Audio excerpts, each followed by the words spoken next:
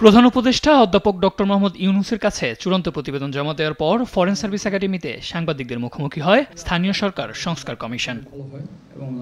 ব্রিফিংয়ে প্রধান উপদেষ্টার প্রেস সচিব শফিকুল আলম এবং স্থানীয় সরকার সংস্কার কমিশন প্রধান ডক্টর তোফায়েল আহমেদ সহ কমিশন সদস্যরা উপস্থিত ছিলেন।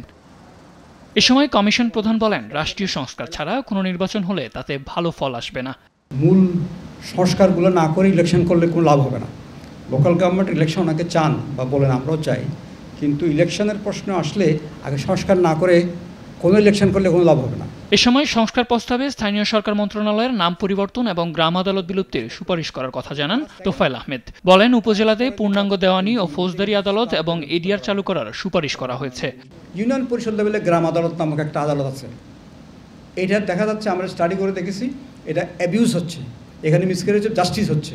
আমরা যেটা প্রস্তাব করেছি, আমরা সেটা করেছি যে আপনি গ্রাম আদালতটা বিলুপ্ত করতে হবে। তিনি আরো বলেন, মাত্র 40 দিনে একটি শিডিউলে স্থানীয় সরকার নির্বাচন সম্ভব। বর্তমানে এসব প্রতিষ্ঠানের নির্বাচনে 225 দিন লাগে, খরচ হয় 2000 কোটি টাকার বেশি। একটি শিডিউলে নির্বাচনী খরচ 700 কোটি টাকায় নেমে আসবে বলেও জানান তিনি। তাহলে আমরা দেখেছি যে 2020-21 থেকে 2024 পর্যন্ত যে লোকাল গভর্নমেন্ট ইলেকশনগুলো হয়েছে, এতে খরচ হয়েছে 23,000 কোটি টাকার মতো। সরকারের খরচ 2300 কোটি টাকার মতো, 23,000 না, 2300 কোটি টাকার মতো। এই খরচটা 600-700 কোটি টাকাতে নেমে আসবে।